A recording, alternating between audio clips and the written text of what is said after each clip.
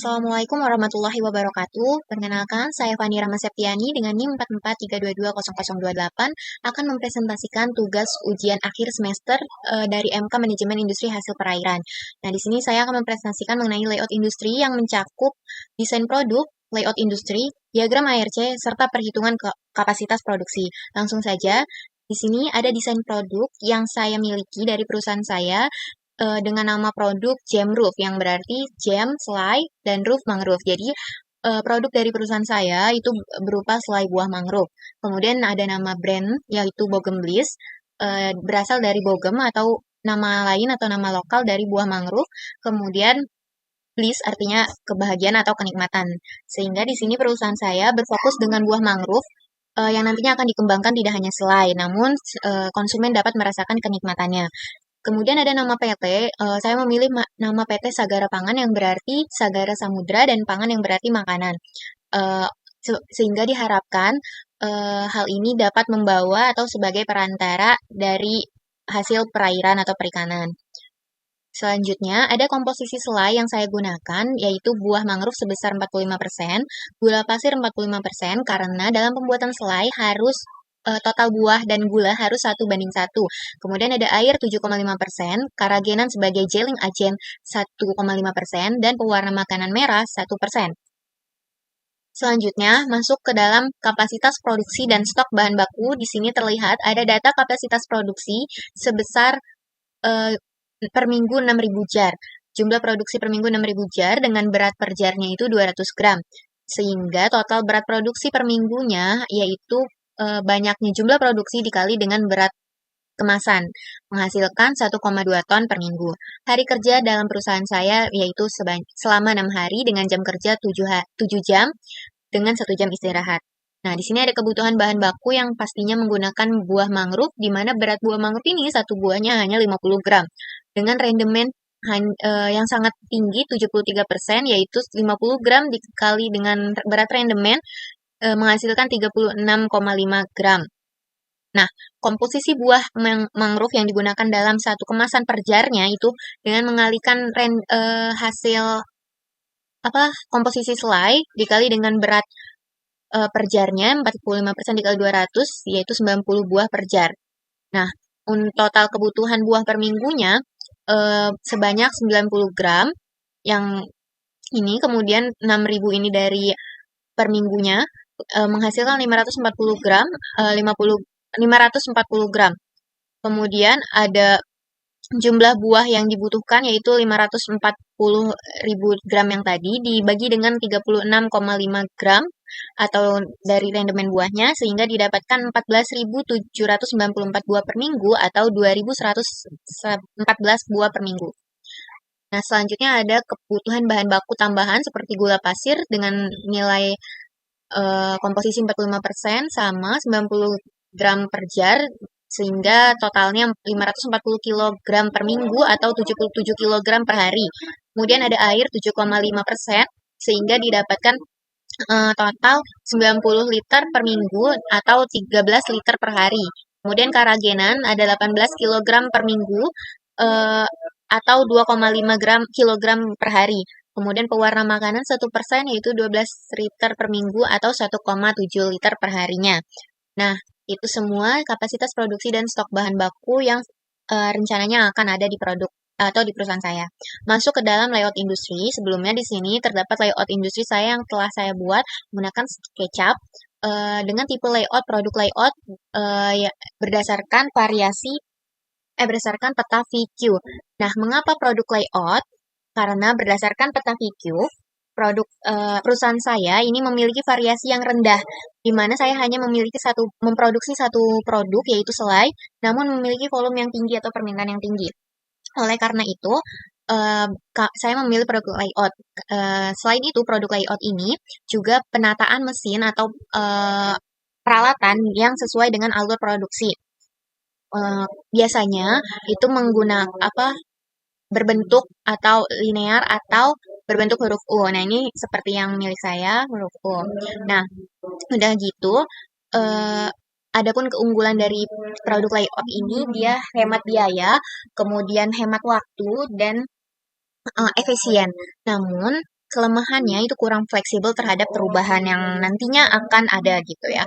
Di sini ada beberapa fasilitas yang saya cantumkan. Ada satu, pintu masuk dan pos jaga.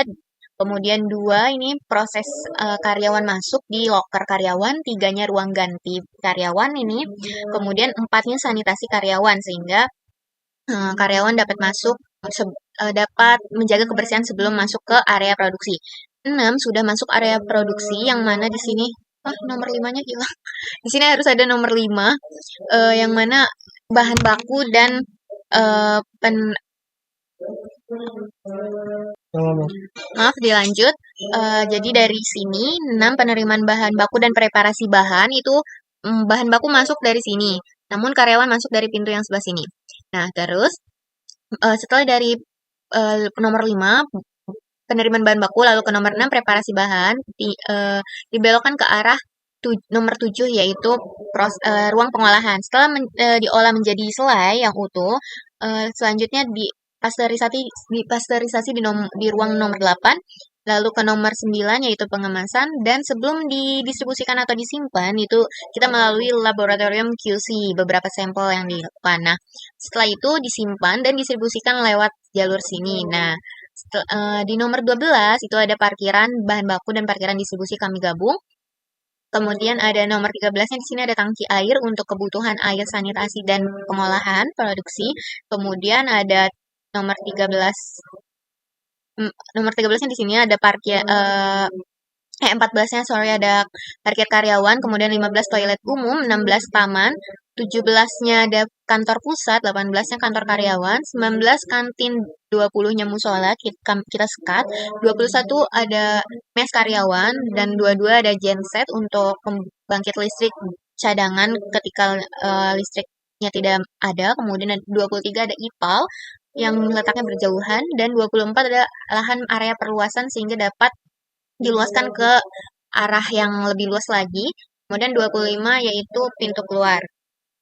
Nah, sebelum lanjut ke slide selanjutnya, saya akan menampilkan proses di balik pembuatan layout yang saya buat ini.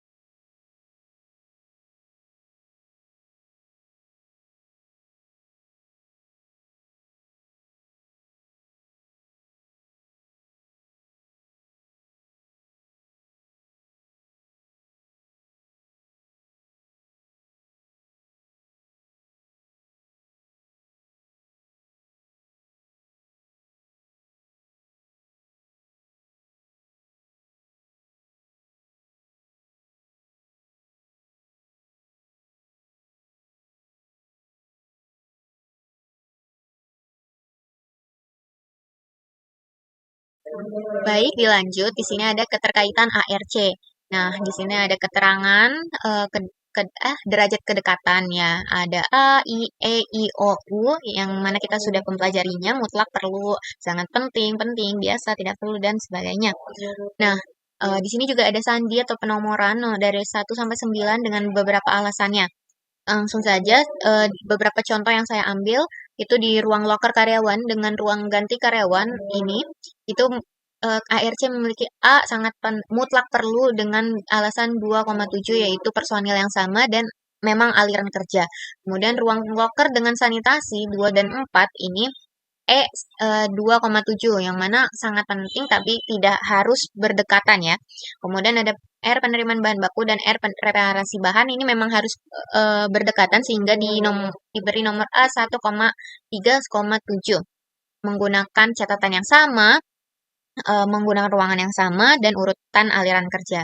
Kemudian masuk ke ruang pengolahan dan pasteurisasi A,7, ruang pengemasan dan penyimpanan itu E, 5 sama 7, laboratorium kisi dan ruang penyimpanan itu sama A,57. Nah, 5 itu derajat hubungan kertas kerja dan 7 itu memang urutan aliran kerja. Jadi kesimpulannya keterkaitan ARC yang ada pada perusahaan saya ini berdasarkan urutan aliran kerja karena balik lagi saya menggunakan lay.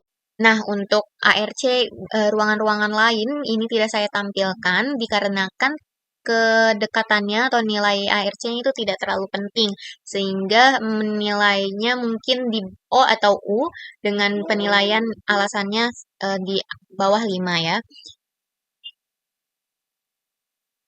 Baik, mungkin cukup sekian presentasi yang dapat saya sampaikan. Kurang dan lebihnya mohon maaf. Sekian dan terima kasih. Wassalamualaikum warahmatullahi wabarakatuh.